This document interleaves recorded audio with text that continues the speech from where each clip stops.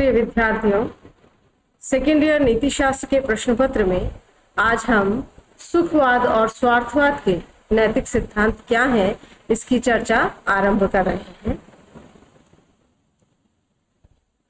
पाश्चात्य दर्शन में यूनानी दर्शन से नैतिक सिद्धांतों का उदय माना जाता है, परंतु यूनानी दर्शन के जो प्रमुख विचारक रहे सुकरात, प्लेटो, अरस्तु, इनके दर्शन के उच्चतम शिखर पर पहुंचने के बाद बहुत लंबे समय तक पाश्चात्य दर्शन जो है उस पर धर्म का प्रभाव रहा और एक तरह से हम ये भी कहते हैं कि दार्शनिक दृष्टि से वहाँ थोड़ी जो चिंतन की गति थी वो धीमी हो गई थी। स्वतंत्र चिंतन जो है उसका एक तरह से अभाव वहाँ कहा जा सकता है, क्योंकि धर्म बहुत हावी हो गया। जब आप पाश्चात्य दर्शन का इतिहास पढ़ते हैं तो या पाश्चात्य विश्व का भी इतिहास पढ़ते हैं तो वो बीच का युग जो है जब धर्म प्रभावी था उसे एक तरह से अंधकार युग कहा जाता है, क्योंकि जो यूनान का दर्शन का समय था प्लेटो और अरस्तु का, उसको एनलाइटन एज या प्रज्ञा का युग कहा जाता है। तो 15वीं-16वीं शताब्दी में, यानी जब ये धर्म का युग भी शनय शनय समाप्त हो गया, पश्चिम में जो है यूरोप में पुनर्जागरण हुआ, तो 15वीं-16वीं शताब्दी में स्वतंत्र चिंतन का आरंभ हुआ। और वहां पर स्वतंत्र चिंतन का अभिप्राय है कि किसी भी प्रकार की धार्मिक प्रेरणा या देवीय सत्ता में विश्वास, उसकी बजाय जो है मनुष्य को केंद्र में रखकर मनुष्य की जो जानने की क्षमताएं हैं उनके आधार पर जो है वो एक प्रकार से विचार या चिंतन आरंभ हुआ। और इस युग में जब नैतिकता की अवधारणाओं की बात आई तो नैतिकता की अवधारणाओं में भी मनुष्य का जो मूल स्वभाव है, जो उसका प्राकृतिक स्वभाव है, उसी को केंद्र में रखा गया। तो इस प्रकार से आधुनिक नैतिक सिद्धांत जो है वो मानव स्वभाव के विभिन्न पक्षों के विश्लेषण पर ही आधारित है और यह इन सिद्धांतों के अनुसार मनुष्य के किसी कर्म को यदि उचित और अनुचित कहा जाता है तो उसका आधार मनुष्य स्वभाव का ही पक्ष है। तो मनुष्य स्वभाव की जो स्वाभाविकता है या उसका जो नेचुरल कैरेक्टर या नेचर है, उसी के आधार पर जो है मनुष्य से यह अपेक्षा की जाने लगी कि वे इस प्रकार के कर्म करें और इस प्रकार के नहीं करें।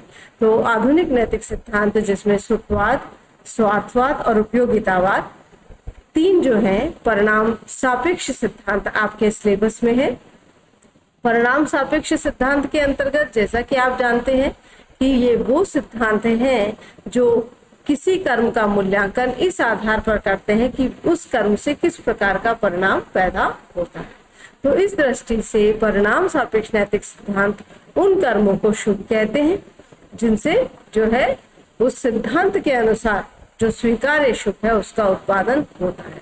तो यानी ये मानते हैं कि कोई कर्म जो है वो अपने आप में शुभ और अशुभ का उत्पादन करने वाला होता है और उसके शुभ और अशुभ के उत्पादन से ही उसका नैतिक मूल्यांकन तय होता है। जब हम किसी कर्म के संबंध में सोचते हैं कि यह कर्म हमें करना चाहिए या दूसरा कर्म करना चाहिए, यानी अकर्म करना है या ब कर्म करना है, यदि हम इसकी बात करते हैं तो हम दोनों कर्मों के जो है वो किस रूप में संपादित होते हैं, किस रूप में अपने परिणाम को पैदा करते हैं, इसके आधार पर हम उसे उचित अनुचित या शुभ अशुभ कहते हैं। यदि अकर्म में शुभ की मात्रा जो है अधिक है तो इस आधार पर भी उसका चयन किया जा सकता है, या यह भी संभव है कुछ ऐसे नैतिक सिद्धांत है जो मात्रात्मक आधार को नहीं मानते बल्कि गुणात्मक आधार को मानते हैं। वो ये कहेंगे कि अकर्म से में जो नैतिक दृष्टि से शुभ है उसकी तुलना में व कर्म से जो नैतिक दृष्टि में हमें शुभ प्राप्त हो रहा है कर्म के परिणाम से, वो क्वालिटेटिव रूप से या गुणात्मक रूप से अच्छा है, तो उसे चयन करना चाहिए जिसका जो है गुणात्मक दृष्टि से जो अच्छा है। तो इस प्रकार शुभ की मात्रा और गुण के आधार पर कर्म का चुनाव यहाँ पर किया जाता है। तो आधुनिक नैतिक सिद्धांत में आज हम स्वार्थवाद और सुखवाद की बात कर रहे हैं। बहुधा ऐसा मान लिया जाता है कि दोनों एक ही सिद्धांत है, क्योंकि ये एक बड़ा लोकप्रिय सा हमारे मन में एक विचार रहता है कि हमारे सुख में ही हमारा स्वार्थ है, यानी जो हमें अच्छा लगता है वही हमारा हित है। परंतु ये हम जानते हैं कि दार्शनिक जो परिभाषाएं होती हैं या अवधारणाएं होती है उनमें बिल्कुल स्पष्ट चिंतन होता है, तो आपको भेद पता पड़ जाता है कि स्वार्थ जो है उससे क्या अर्थ लगाया जा सकता है और सुख से क्या अर्थ लगाया जा सकता है। जब हम स्वार्थ की बात करते हैं तो हम बात करते हैं मनुष्य की, वह चीज जिससे मनुष्य का हित होता है, मनुष्य का भला या कल्याण होता है। तो एक तरह से स्वार्थ जो है उसके संबंध में जब मनुष्य विचार करता है तो जरूरी नहीं है कि वो मनुष्य की जो है वो इस तरह की प्रवृत्तियों से हो जो वह अबौद्धिक मानता है, बल्कि मनुष्य का हित किस प्रकार का है इसमें बड़ा बौद्धिक विचार विमर्श भी होता है। तो स्वार्थवाद का सिद्धांत तो देखने में हमें कई बार ऐसा लगता है कि सुखवाद से भिन्न नहीं है, पर स्वार्थवाद का सिद्धांत जो है मनुष्य के बौद्धिक विमर्श पर आधारित हो सकता है। इसलिए मनुष्य अपने हित के लिए कभी कभी सुख को भी त्याग सकता है या सुख को की जो है उपेक्षा कर सकता है। जैसे आप बच्चे जानते हैं कि आप विद्यार्थी हैं, आपके लिए पढ़ाई जो है वो आपके भले की चीज है। अब इस पढ़ाई को करते समय आपको भिन्न भिन्न प्रकार के इंद्रिय प्रलोभन आते हैं, कभी लगता है थोड़ी देर सो जाए, कभी लगता है इधर घूमने चले जाए, परंतु यदि आप में अपने इस स्वार्थ की भावना, अपने हित की भावना प्रबल है तो आप फिर उस सुख के मोह को छोड़ देते हैं। तो स्वार्थ जो है उसका मनुष्य के हित से संबंध है, उसका मनुष्य की इंद्रिय संतुष्टि से या सुख प्राप्ति से संबंध नहीं है। जबकि सुख जो है एक प्रकार की व्यक्तिगत अनुभूति है, जो इंडिविजुअल जो है महसूस होती है, वैयक्तिक अनुभूति है और उसकी तृप्ति इंद्रिय संतुष्टि से होती है। ऐसा कहा जाता है कि सुख की अनुभूति के मूल में कोई ना कोई मनुष्य की ऐसी नेचुरल डिजायर या प्राकृतिक इच्छा, यानी ऐसी इच्छा जो उसकी इंद्रियों को संतुष्ट करती है, वो रहती है। और मनुष्य जब इस प्रकार की इच्छा रखता है, वो इंद्रिया उसकी संतुष्ट होती है तो उसकी इच्छा भी प्राप्त हो जाती है, तो उसको जो अनुभूति होती है वह सुख की अनुभूति है। तो इस प्रकार से हम देखते हैं कि स्वार्थवाद और सुखवाद दो बिल्कुल भिन्न नैतिक सिद्धांत है। हालांकि बहुत सारे दार्शनिक जो है उन्होंने स्वार्थ और सुख दोनों को एक साथ रखते हुए सुखवादी सिद्धांत भी प्रस्तुत किए हैं, परंतु यदि हम अवधारणाओं की दृष्टि से बात करें तो स्वार्थवाद एक भिन्न सिद्धांत है और सुखवाद एक अलग सिद्धांत है। अब यहाँ पर हम बात करेंगे कि स्वार्थवाद की परिभाषा क्या दी जा सकती है और सुखवाद की परिभाषा क्या दी जा सकती है।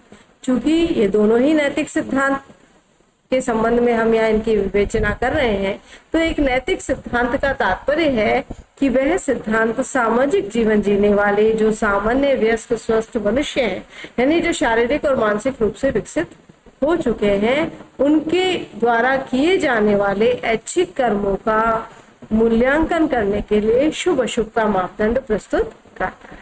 यानी आप ये देख रहे हैं कि ये सिद्धांत पहला तो नैतिक सिद्धांत है, यानी नैतिक सिद्धांत का तात्पर्य है कि सामाजिक जीवन जीने वाले मनुष्यों की बात हो रही है। अब मनुष्य के सभी वर्गों की बात नहीं हो रही, बल्कि स्वस्थ वयस्क समर्थ, यानी जिनका शारीरिक और मानसिक क्षमता पूरी विकसित हो चुकी है, उन मनुष्यों के ऐच्छिक कर्मों की बात हो रही है। ऐच्छिक कर्मों के संबंध में हम जानते हैं ये मनुष्य के वे कर्म हैं जिस पर मनुष्य का नियंत्रण होता है, यानी इसके परिणामों पर एक तरह से हम ये कहते हैं कि मनुष्य का नियंत्रण है, क्योंकि वो करने और नहीं करने के लिए स्वतंत्र है। वो जान करके अपना जानबूझ करके जो है अपने विकल्प का चयन अपनी स्वतंत्र संकल्प शक्ति से करता है, इसलिए उसका जो भी परिणाम है उसके लिए उत्तरदायित्व भी उस मनुष्य का है। इसी रूप में उस मनुष्य को नैतिक कर्ता कहा जाता है। तो स्वार्थवाद की जब हम परिभाषा देंगे तो पहली चीज हम ये मेंशन करेंगे कि यह नैतिक सिद्धांत है। अब जब नैतिक सिद्धांत है, हम ये जानते हैं कि नैतिक सिद्धांत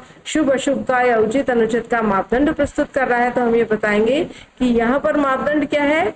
इस सिद्धांत के अनुसार मनुष्य के जीवन का लक्ष्य स्वयं के हितों की पूर्ति करना है या स्वार्थ की पूर्ति करना है।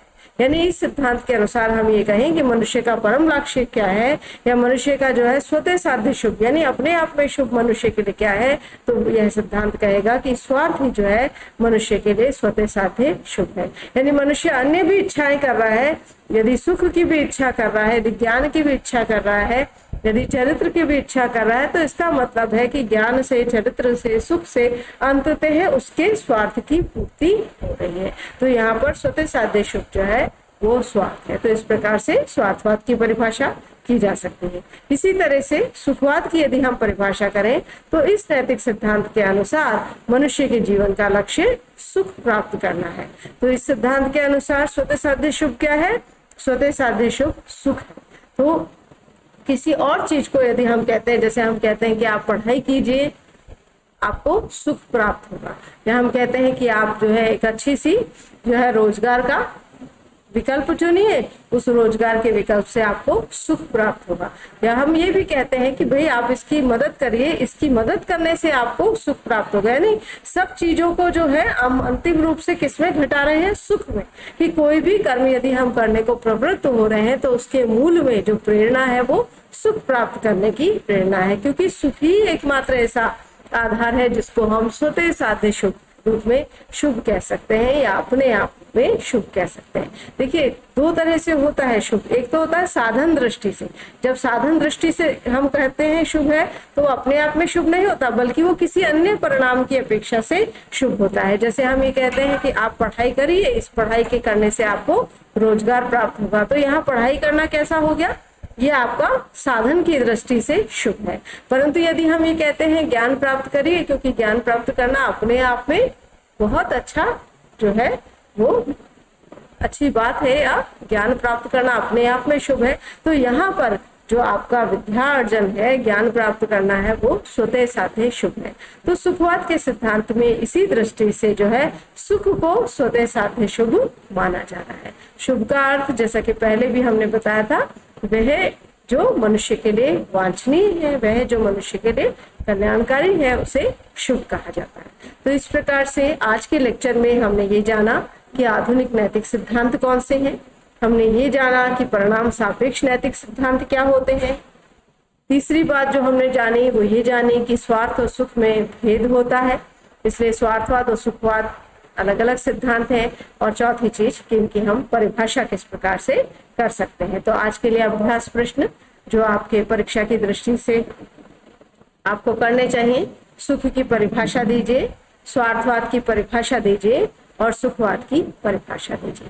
इससे अगले लेक्चर में हम स्वार्थवाद और सुखवाद के जो प्रकार हैं, यानी उनके विभिन्न रूप हैं, उसकी चर्चा करेंगे। धन्यवाद।